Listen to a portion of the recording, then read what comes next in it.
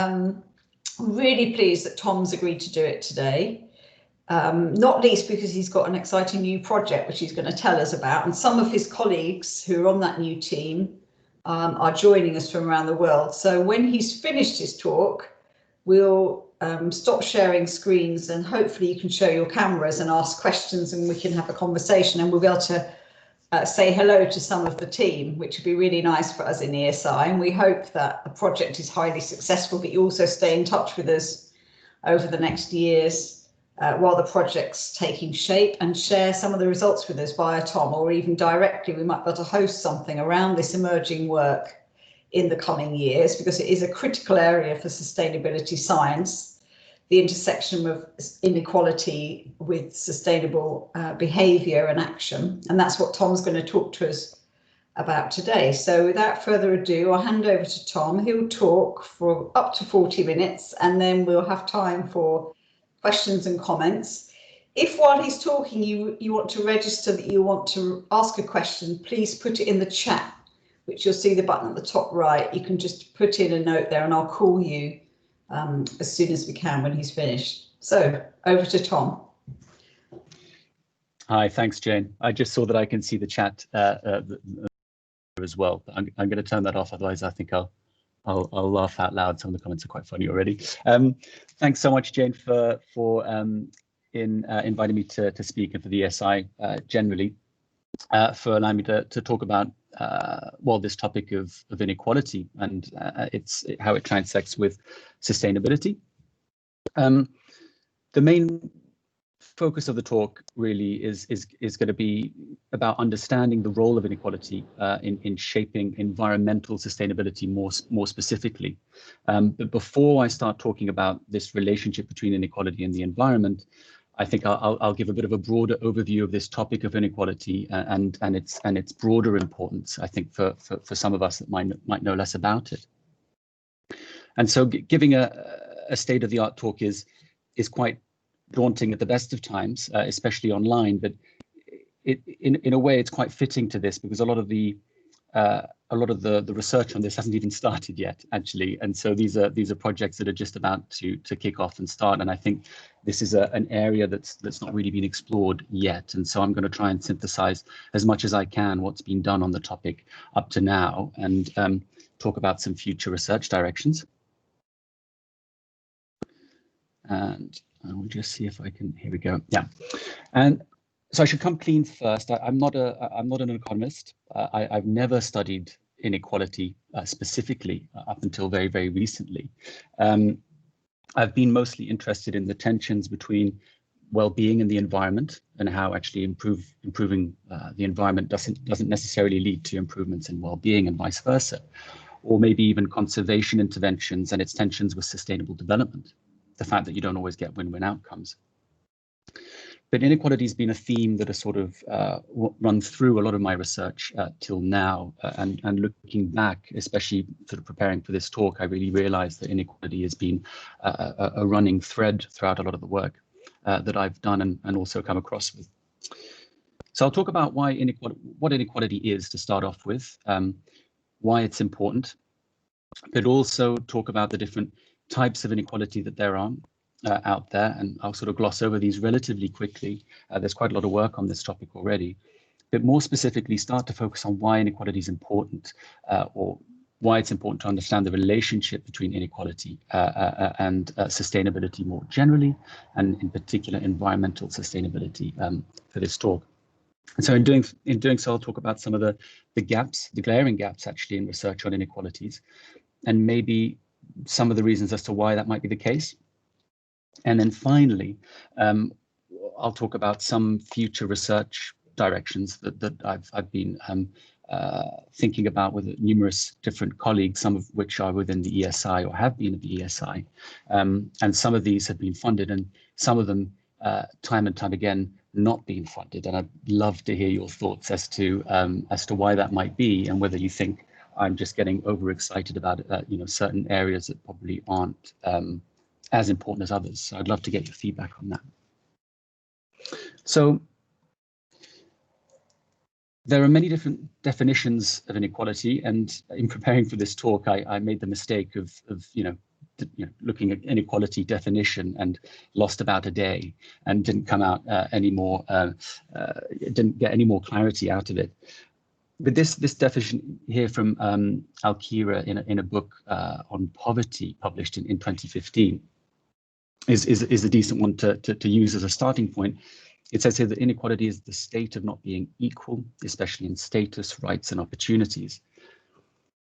And what I like about that definition is that already it starts to highlight the fact that there are different types of inequalities, those to do with status, those to do with rights, those to do with opportunities. And that's quite important.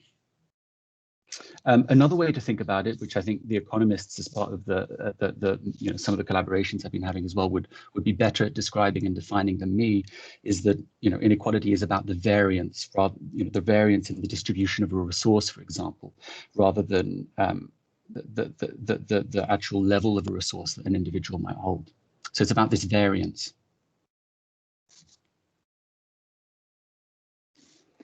And the fact that we're focusing on variance is actually quite important here, because rather than the status of a resource, because actually in many settings, be that academic or non-academic, inequality and poverty are conflated time and time again. I mean, there's whole books on inequality which basically are talking about poverty and development more generally. And these are different things, and it's very easy to do. I mean, after discussing this with friends and colleagues in the pub, I'll end up talking about poverty instead of inequality after about 20 minutes. It's so easy to sort of make that, transition without even realizing it. So it's easy to criticize, but it's actually very easy to do. And so this graph here, published by Micah Hamann and some of us a few years ago, really aims to highlight that. On the top graph, you've got these sort of more wealthy systems where the graphs are a little bit more to the right-hand side with higher levels of wealth, and this is all theoretical.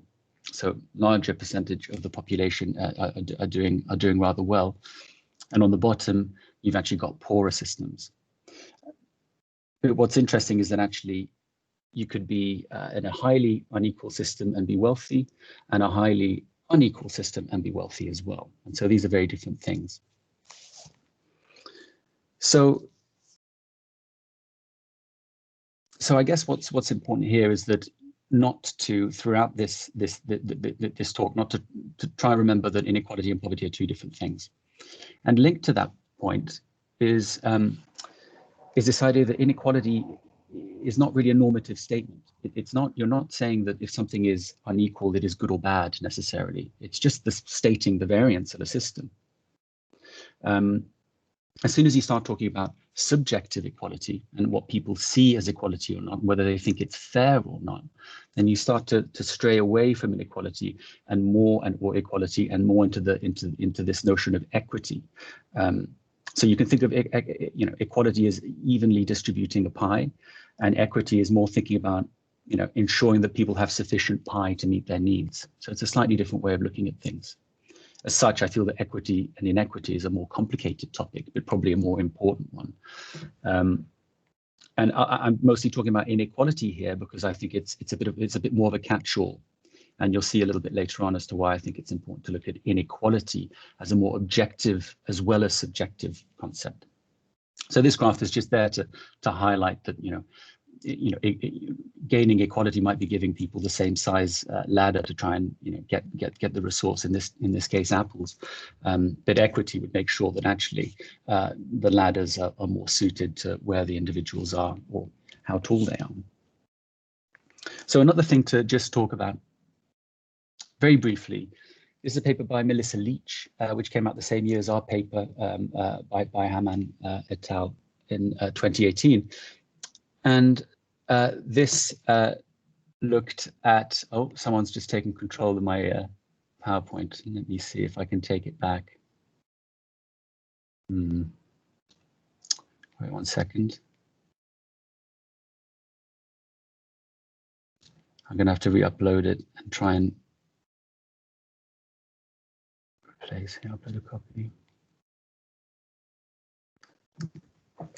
Sorry about that. So whilst this is loading up, I'll try and make sure that people can't take control on this next version. So essentially what this next slide was highlighting was focusing on equity rather than inequality. But the important thing being, it doesn't matter which one you look at. The idea is that there are different forms of inequality. It's not just about monetary or economic aspects.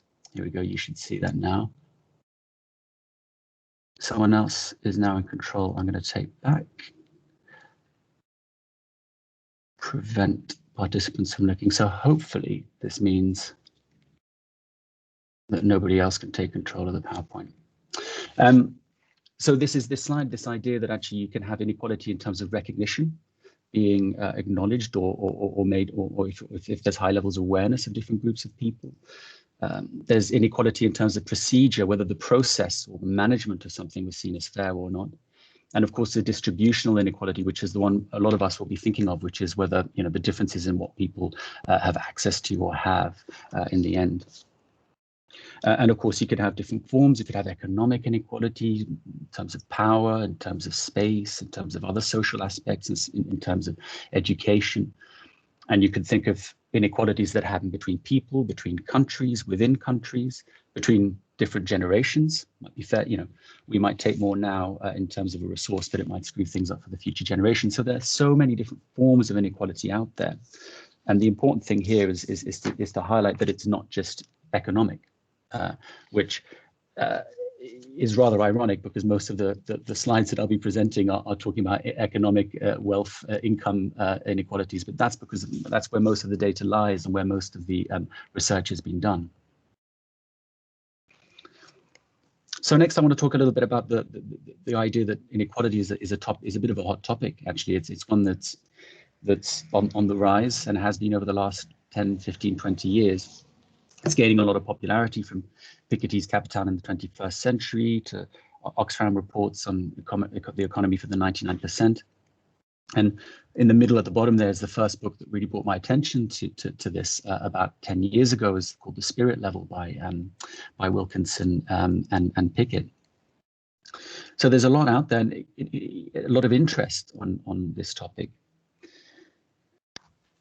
And it's not surprising. I mean, inequality is something that's been around for a while. That's arguably on the increase. At the very least is definitely here to stay. And this graph here is talking about the share of the global wealth. And you can see that from 2010 to 2015, the richest 1% have gone from sort of 45% of the share of the global wealth to now 50%. So 1% of the population are controlling 50% of the global wealth. And the 99% have got the rest. So you can see this is actually quite a big, hard-hitting statement, and you can imagine that a lot of people want to talk more about this.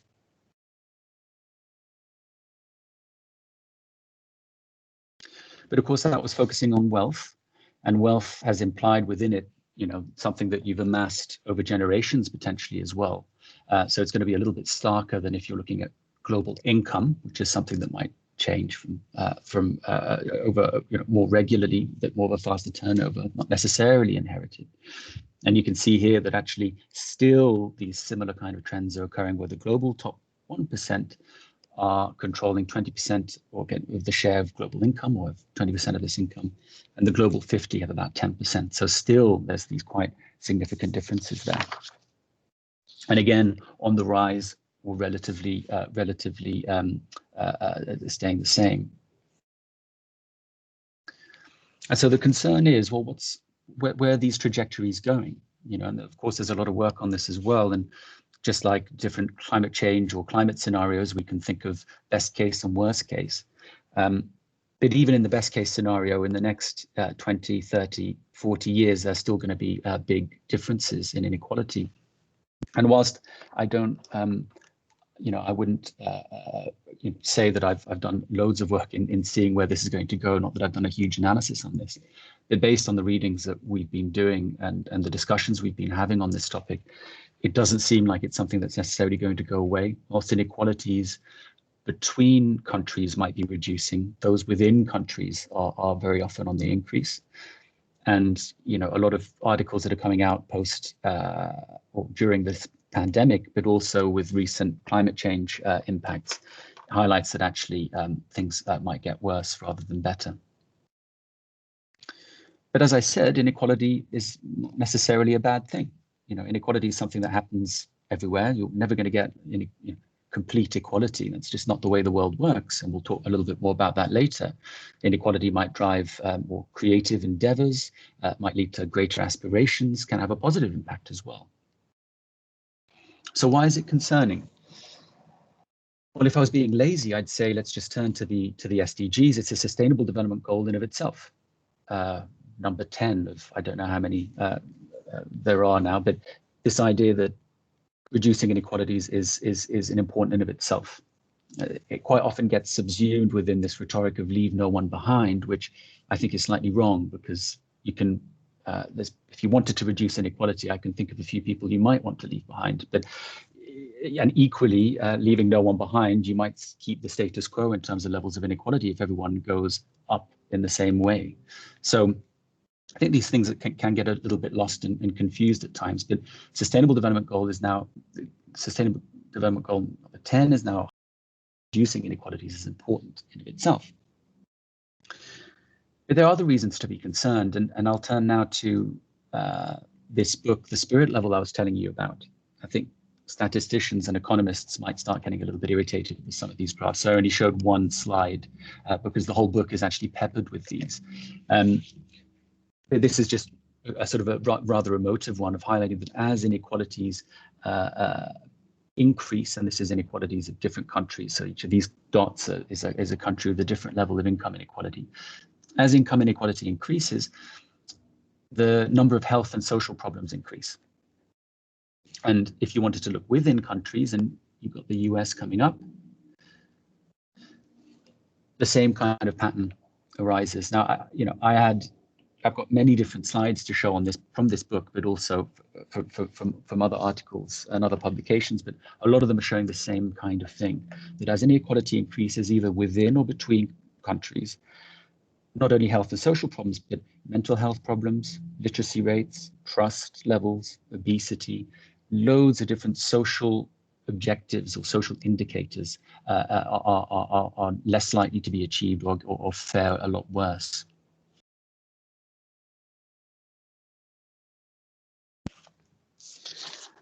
So what does this all mean for sustainability? Well, very simply put, reducing levels of inequality from what a lot of these studies are saying could have could be a bit of a lever by which a number of different social objectives are going to be reached. So you reduce levels of inequality, and all these social problems and health problems we were just talking about might be more likely to be reduced, and targets, Sustainable Development Goal targets, for example, are more likely to be reached. And what's, I think, quite important here, and I don't want to get too bogged down in this at this point, but if you reduce inequality, it's not just about bringing people out of harm. The problem with bringing people out of harm, and of course it's an incredibly important thing to do, and it's something that's incredibly important in its own right, but there are a number of trade-offs in doing so, with the environmental impacts and repercussions of doing so. And I think a lot of interventions aren't necessarily being made, or people are being quite worried about making them because of the difficult and hard choices they have to make and the trade-offs that might have for the environment. Protecting the environment can screw over people, and it does so time and time again. And likewise, bringing people out of harm can screw over the environment. And so you end up with these very difficult interventions and choices that you have to make. But inequality is not only about bringing people out of harm, but it's also about redistributing some of the wealth, some of the income, some of the assets, some of the resources that those in the top 1% have as well. And you could do that without putting harm on the environment. So when you think of Kate Raworth's donut economics model, where actually you've got this very thin operating space in between not screwing the environment over and not pushing people into serious harm, well, actually redistributing some of the resources from the top end might be a way of doing that. And that's quite a sort of a political, I guess, statement, and I don't want to get into that too much, but I think that's one of the reasons why reducing inequality is quite an interesting topic in of itself, where these win-wins can be achieved. So it'd be great to find these synergies where you'd reduce inequality and you'd meet social objectives at the same time. But of course, we're not quite sure what that would mean for the environment. And we'll come to that in a second. Because at the moment, if you see on the right-hand side of this slide, what's been going on since the 1800s and more recently is that we've done incredibly well at actually shifting the average and the mean of people's wealth, let's say, well-being above a certain social threshold. The average is above the poverty line, but we've done nothing to reduce inequalities. Inequalities have increased or stayed the same at best. So this idea that actually reducing inequalities could be incredibly important in reaching social objectives, but we have no idea as to what that would do and what the impacts would be on the environment and the repercussions be on the environment.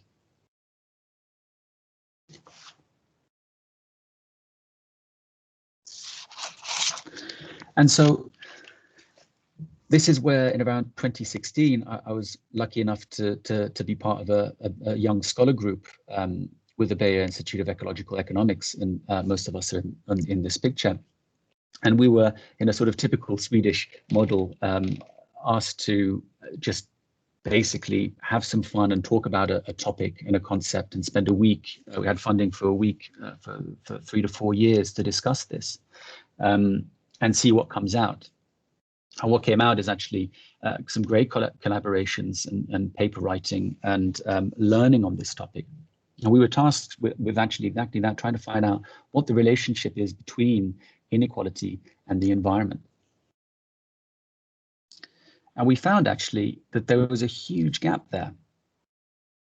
We came from different disciplines, from economics, ecology, biology to social sciences, and we used our interests, our expertise, our knowledge of different papers to try and synthesize what's been done on this. And we found that actually there's been not much work in terms of bringing it all together, but a lot of separate studies on how the environment can shape inequalities. The way you manage the environment, for example, by putting in a conservation intervention, will create winners and losers and might worsen inequalities or prevent some from having access and allowing others to have more access and change the ways things are. And of course, there's a lot of work on how climate change and stresses and shocks might actually exacerbate these divides between the rich and the poor, because some are going to be more vulnerable to these shocks and stresses than others. So we could see how the environment can shape inequalities, and we found a lot of evidence and studies looking at that. But what we didn't see is much work on how differences between people and how inequalities and different types of inequality can shape the way they behave and they act towards the environment. And there were a lot of hypotheses out there, especially in the economics literature. But actually, a lot of the work was done from a very high level aggregate scale and looking at sort of patterns and correlations I showed you earlier on, but not really looking at the processes and the mechanisms through which inequalities can actually shape the environment and environmental sustainability through people's actions and behaviors, for example.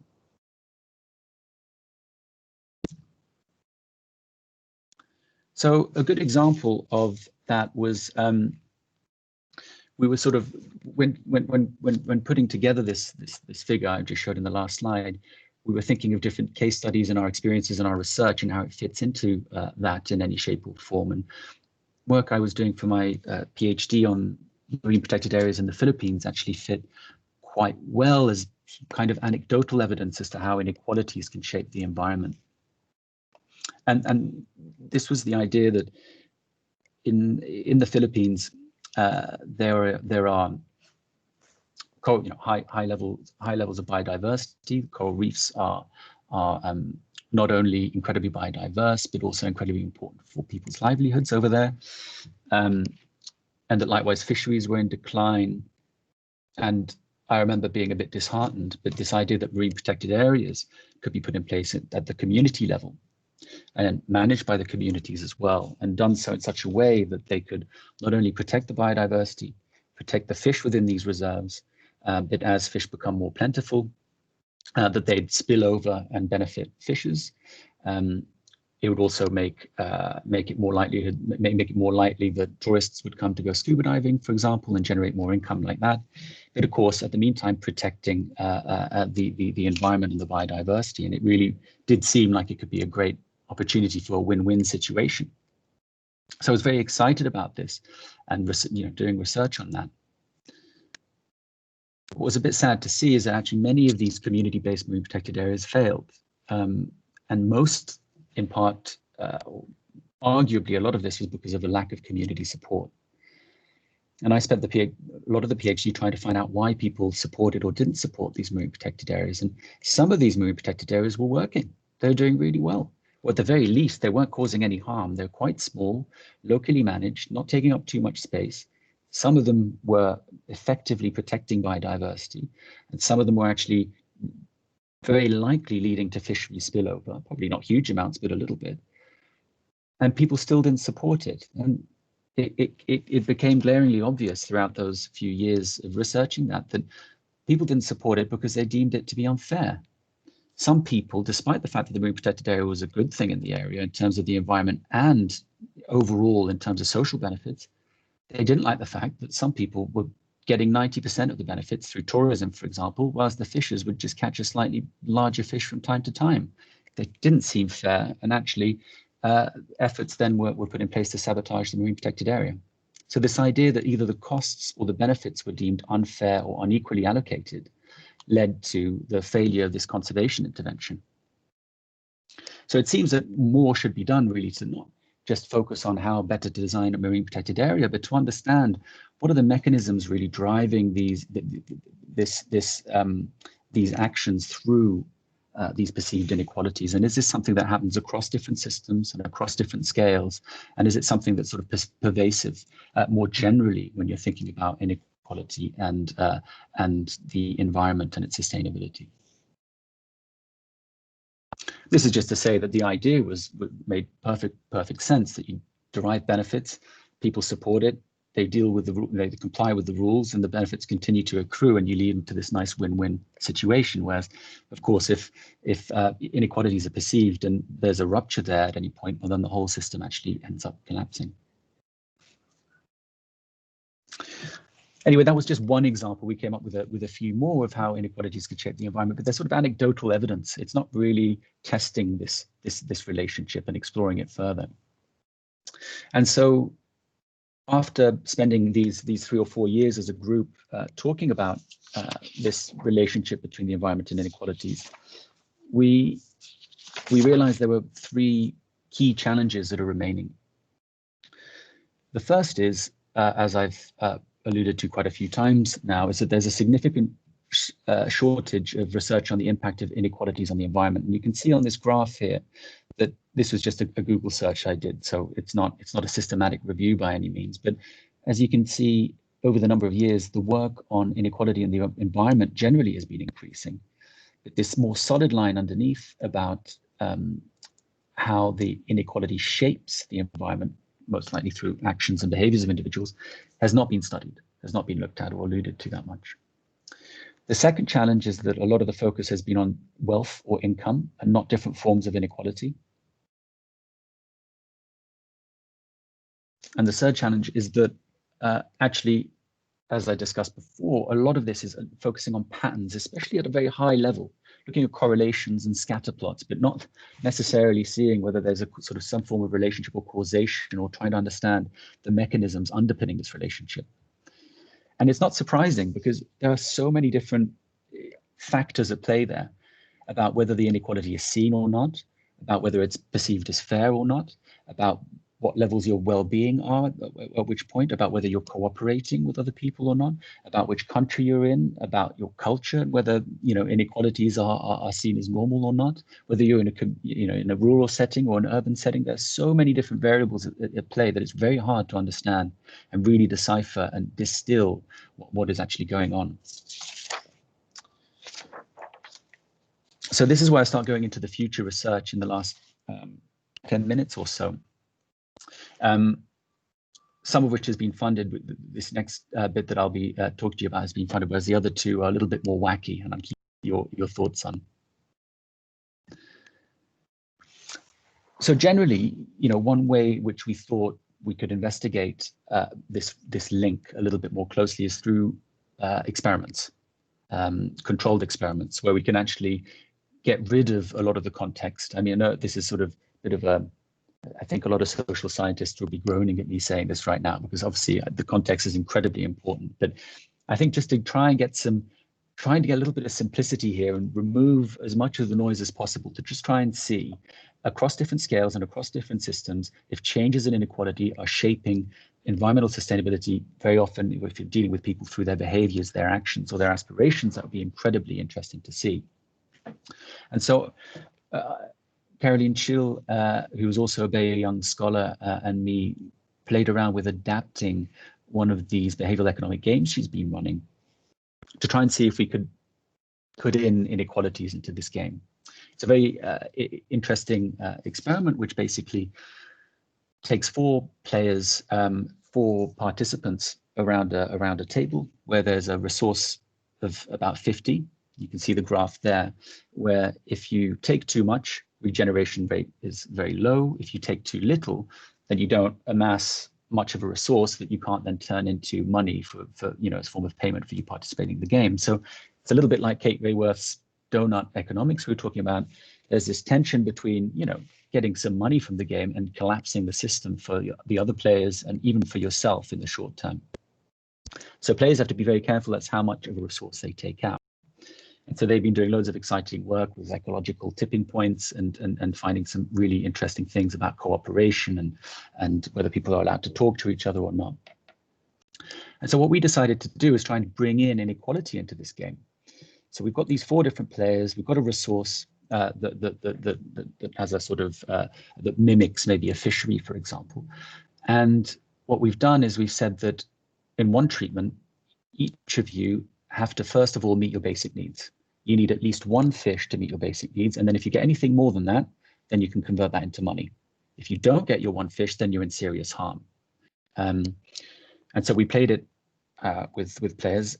We did another treatment where we said, okay, well, actually all of you have a basic need of 2, so you need 2 fish. You've got a larger family to feed. You need 2 fish to meet your basic needs. And if you don't do that, you're in serious harm. And then we did a third treatment where half of them had a basic need of 1, family of 3 maybe, and the others had a basic need of 2. So let's say a family of 5.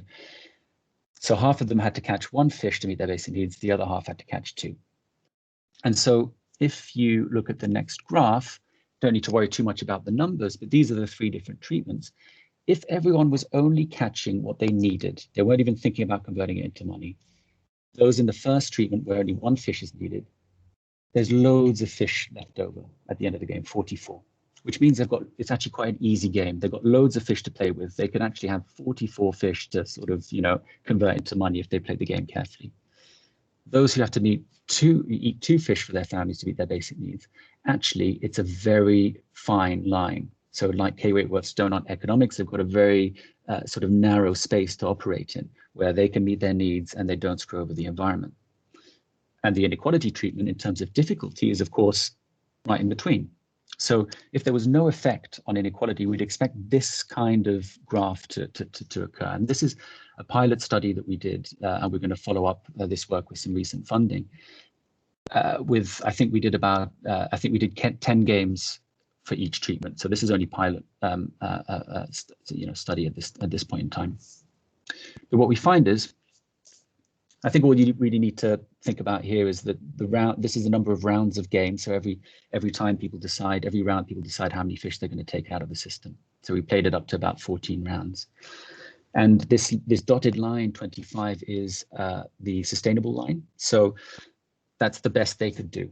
If they leave 25, then the maximum amount of regeneration happens for the next go. So that's the most sustainable sort of place you want to be fishing.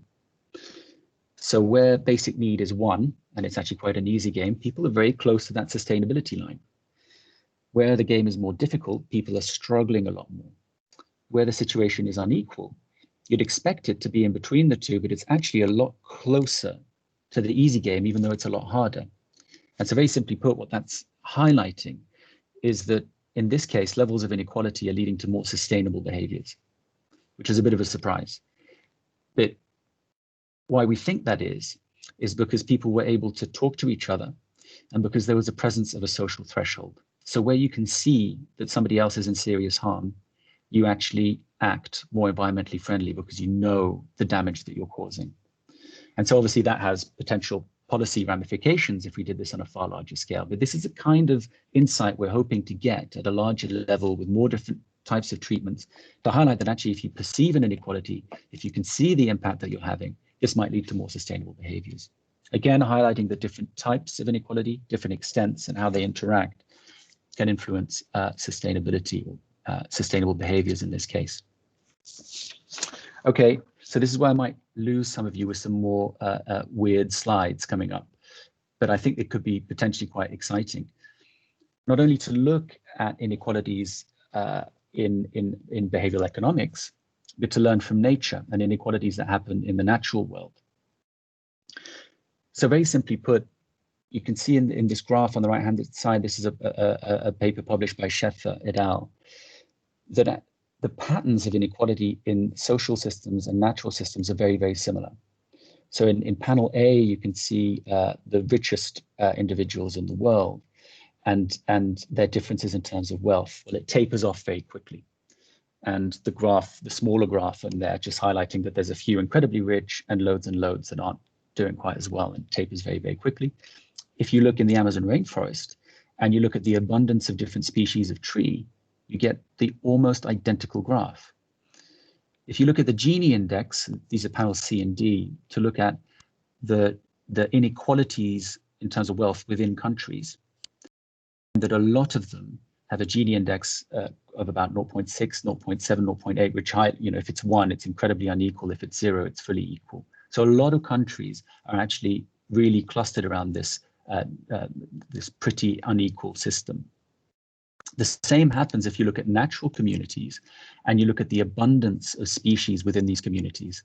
Well, again, you're going to have a lot of species, a few species incredibly abundant, and then loads of species that are less abundant. Again, similar between the social and the natural system. So not only are the patterns quite similar, oh, sorry about this slide. Not only are the patterns quite similar, but the processes that are shaping these levels of inequality are thought to be the same. Inequality arises through competition, both in natural and social systems. But it also arises through chance, just the luck of which family you're born into, which country you're born in, and similarly, what your natural environment is like, and where you're actually based as a species, or whether a random shock event happened to you or not. And these lead to two different types of inequality: stock inequality, which is basically out of chance, where you live, where you're born, just the luck of the draw, or flow inequality, whether you've got the competitive ability or the competitive traits to deal with different situations better or worse than others. So very briefly, based on that, you can actually investigate, because the patterns shaping inequalities are the same, and because you can actually categorize inequalities as relatively similar in social and natural systems, well, then why don't we do natural experiments and compare these to social experiments and what we actually see, the patterns that we actually see occurring in social ecological systems, to try and decipher what's going on. So a couple of ideas that we put forward from collaborators at ESI or the geography department, this is with John Benny, was to talk about, was actually to look at ecological experiments, to actually, and in this case, a grassland ecosystem, where we'd look at similar, a number of different grassland species, but we could look at an inequality in two ways. By one, having them from different sort of plant adaptive strategies, essentially that some plants are better able to cope with certain conditions than others, and put them together. So that's their sort of competitive inequality. But then also we could constrain their root system, constrain their access to a resource differently, so that we could actually impose this kind of luck of the draw inequality, this chance inequality, that some are just more or less able to access these routes. And then we could see how stable the system is, how resilient it is to shocks and stresses, how productive it is, how likely it is for species to die. And we could actually start investigating over just only a few years to see if these different extents and types of inequalities shape the health and productivity of the system.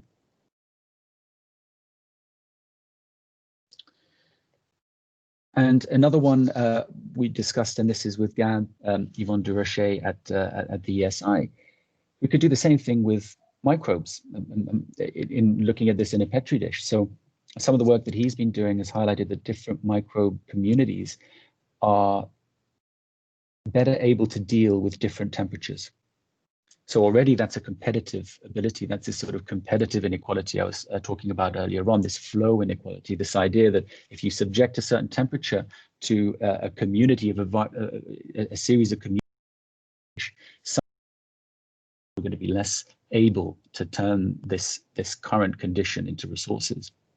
But also we could tamper with how many, the abundance of each community at the starting point in these Petri dishes, run it over time to see how this inequality in terms of abundance, which is more like chance, and inequalities in terms of how you convert, or your abilities to convert the current conditions into resources for you to thrive, and see again what that does for the productivity of the system, how long it takes for the whole micro ecosystem to collapse. And we could even do some quite exciting things about looking at the evolution of cooperation in microbes as well, because if they run out of nutrients, they have to cooperate to survive. And so we could see those more cooperative individuals, take them out, plonk them together and put them under the same conditions of the uncooperative ones, and again see how this cooperation between these different microbe communities changes the environmental outcome. So I'd love to hear your thoughts on some of those last few ideas, but they get me incredibly sort of excited about working in this very interdisciplinary realm on such a topic. And we only found out a couple of weeks ago that we got some funding to explore some of this, and in particular the behavioral economic experiments that Caroline and I will be leading, but also more generally how we might be able to use inequality as a lever to actually reducing inequality, to actually reach some of the other SDGs, the environmentally based SDGs. So we've got four years to start working on that, and I'm very excited to do that in the future. So any thoughts on how any of this applies in your disciplines or in your research areas, either now or via email? I'd love to talk more about it. And of course, any questions? Great. Thank you, Tom, for a brilliant talk. It was really stimulating and exciting. I hope you can stop sharing screen and then put the cameras on to ask a question. If you let me know by raising your hand or indicating in the chat, I'll try and keep an eye on that.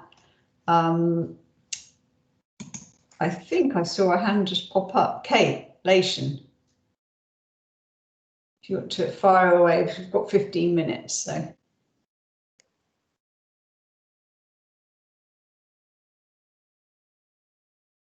Kate, are you out there?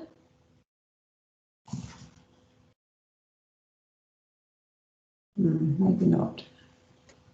I am. Oh, great. Fire away, Kate.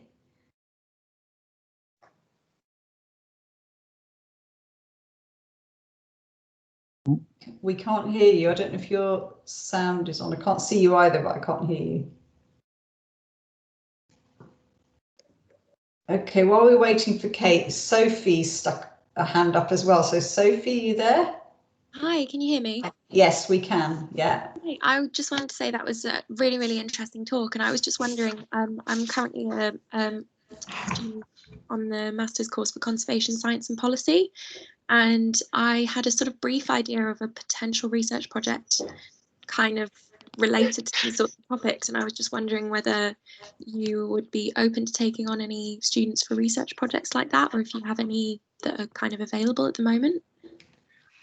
Yes, well, we can definitely talk about that more later. We've got, as I said, we've just got this project that's starting up now, and we're thinking of running some behavioral economic experiments. And we've got a little bit of funding for that as well over the next few years, and we could probably start quite soon because we've got these games ready. So really, the more the merrier. So you'd be more than welcome to join in and have a chat with us about that. So do send me an email, and I'll probably introduce you to Caroline as well, and we can talk more about that. Okay, thank you. Yeah, I'll definitely send an email through. Thanks. Perfect. Great. Thanks, Sophie. I think Kate might be okay now. Yeah, sorry about that. I was sitting there clicking unmute and it just wouldn't. Anyway, very interesting stuff, this, and really, this isn't really a question. It's more of a provocation, really. But when we use natural systems as a proxy or to give us the means to study a social system, do we run the risk that we sort of empty out the politics of it a bit? That is there a risk that we effectively sort of naturalise the problem of inequality because it happens in natural systems? It's sort of you know, you're almost talking about social systems achieving or social systems being in a state of inequality because that's just how they work. And is there a risk that you sort of empty out the politics behind it? Thanks, Kate, for yours and Treacle's questions. Yeah, I think that's a pretty good point. I mean, I think the sort of the natural science element would be more interesting to look at these objective inequalities, these ones where you don't have to worry about, you know, whether it's just or unjust. And I know that if you're not worrying about that, then you run the risk of this being a bit of an issue, but at least looking at the objective inequalities to see if there's anything there. And then what you can do with the behavioral economic experiments is actually you can do the completely remove all social science and just make it blind. You can make the game completely blind where people have no idea about these inequalities, and we can see if objective inequalities are playing a role at all.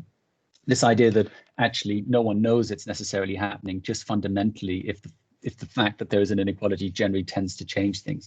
But I think what's going to happen is that it's this perception of fairness that's an issue. And what I like about the behavioral economic experiments is that, well, the way I see it is that the natural, what we've seen in nature, we could mimic in the behavioral economic experiments, which is a kind of a stepping stone into the more sort of political social science agenda. And then once you've done that, what you can then do is in-depth interviews and discussions and follow-up chats with participants of the game to find out why they acted in certain ways, how this led to their behaviors changing.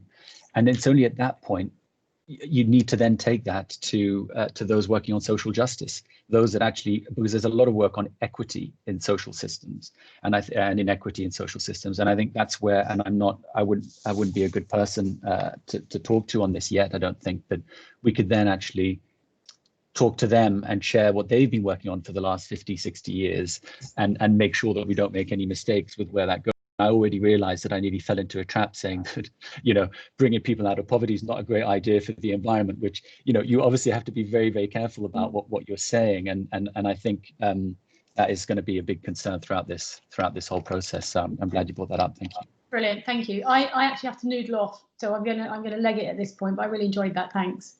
Thanks, Kate.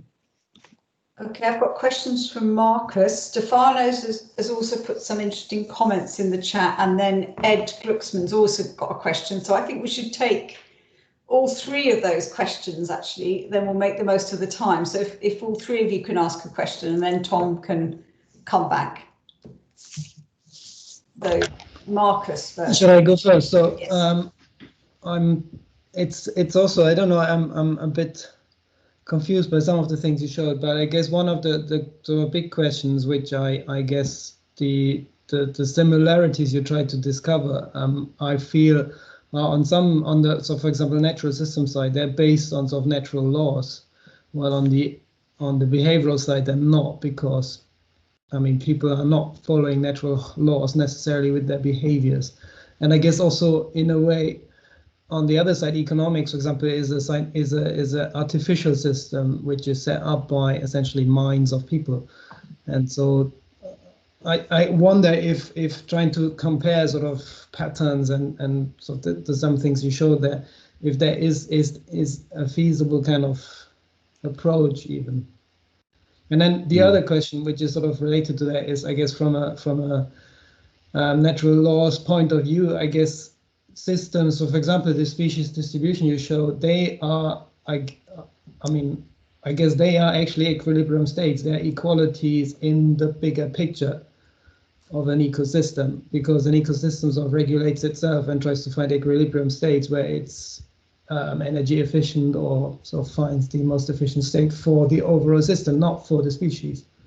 But the ecosystem itself, if you take some species out of it, then it will find a different equilibrium state. So again, it's a bit like Kate's questions, I bet. Yeah. It's sort of exploratory, but yeah. Thanks, Marcus. And I think it relates to Stefano's question, actually, because in the chat he's raising this query about natural systems and social systems, which is really what Marcus is saying. Can you apply natural systems to the social world? But it is striking when you think about natural systems, and that's the strap line for the ESI now, working with natural systems for sustainable future. So this research is very pertinent. In the natural system, you have massive inequalities, and they fuel the dynamism and the change in ecosystems. But because of our ideological systems in the social world, inequality has negative connotations. It has that kind of normative element that Tom started with. And if you try to strip that normative political ideology question out of it, it becomes a very interesting question, because the real problem is often poverty and severe suffering at the bottom end. Why, do we need to care about what happens above that point? And it came up in the living wage campaign a lot early on, because really what you're trying to do is get people out of poverty and in work poverty.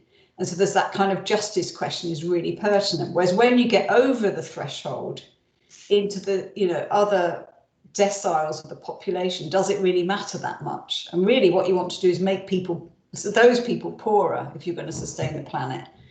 So it does raise lots of really interesting questions. Stefano, over to you.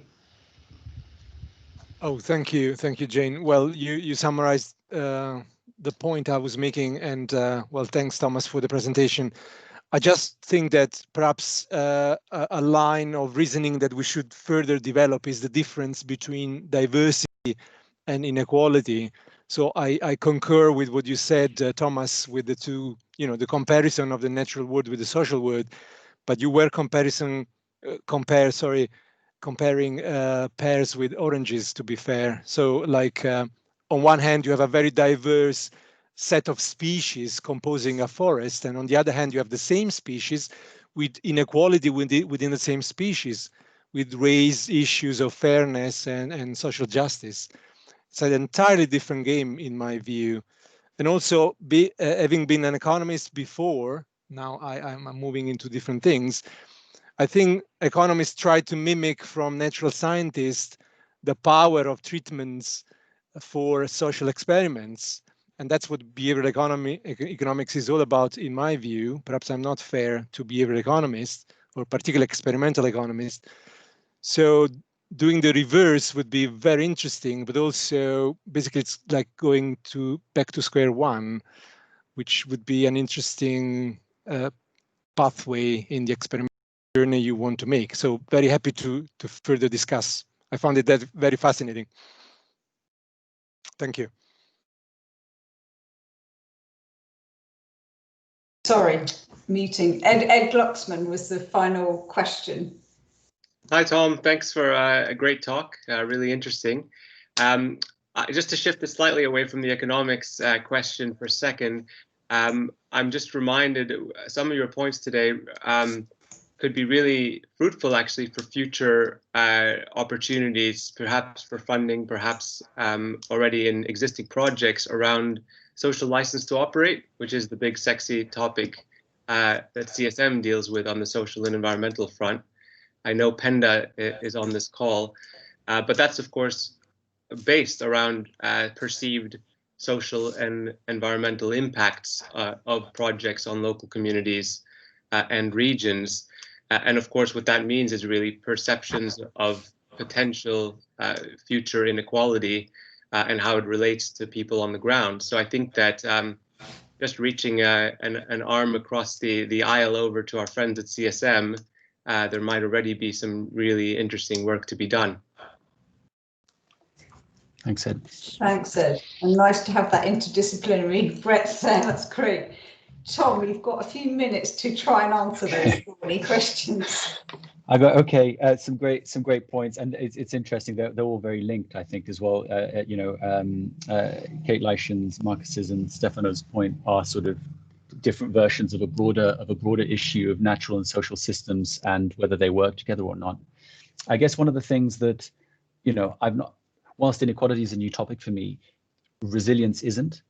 And resilience is a topic that I think has done that effectively. It has borrowed thinking from the natural and the ecological, natural sciences and ecology, and applied that to the social world. And I think it's done that incredibly effectively. And this idea that, we are in a social ecological system and not to see ourselves as separate and as distinct to anybody else, I think is a more fruitful way of looking at things, albeit a more complicated one. And I appreciate that. I think it's a really good point, the fact that the natural laws, of course, aren't going to apply in the social system. But given that similar processes, are put forward to explain the patterns of inequality and how they differ across natural and social systems, the repercussions of this, it might be interesting to explore it. And it's where there are differences between what's happening in the natural and the social world that might be interesting. And so I'm not saying that we should learn from the natural world and necessarily take those lessons and make that lead into interventions, but more borrow ideas for treatments and for more exploratory research in the social world based on what we find in the natural world. So I think yes, it's an issue of being incredibly cautious, but I really think learning from socio-ecological resilience thinking could be a useful starting point. And I agree with Stefano. I think a lot of those graphs that I showed have to go relatively quickly. There's different forms of inequality. There's fair and unfair inequality. There's inequalities in terms of abundance and inequalities in terms of diversity. But I think that idea that when an inequality becomes good or bad is part of that question of when diversity is good or bad as well. And so I think those are all things that are interesting to explore.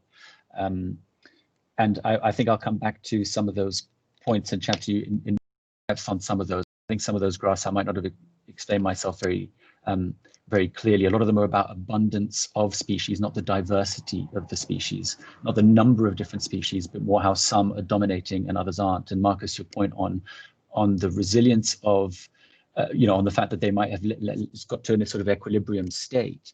Well, you can be in a highly unequal system that is very resilient, but it doesn't mean it's necessarily a good one for various reasons. So I think there's a lot to explore, but I do understand that maybe need to be a little less flippant about how natural and social systems are going to work and be prepared for many differences between the two. Great. Thank you very much, Tom. It's been a really brilliant example of why these are a good idea. To share your ideas, and lots of people now know what you're working on. We can carry on having conversations about it. It's going to be great to see your new project emerge over time. So hopefully you'll come back and do another one of these maybe in a year's time with some results, which would be great. And it's also striking how pertinent it is right across the ESI community. So the issues you're talking about did cover all our disciplines, including mining. So thanks for that, Ed. It's been great to see so many people here, really excited about that, wonderful turnout. Hope the conversations carry on, and when we can, we'll meet in person to carry on talking over refreshments as we did in the old days. So it's 2 o'clock now, we've all got to go, but a big thanks to Tom, a virtual round of applause. Thank you very much and good luck with the new project. Thanks a lot. Happy everybody. Thanks, everyone. Okay, thanks, Tom. Bye, everyone.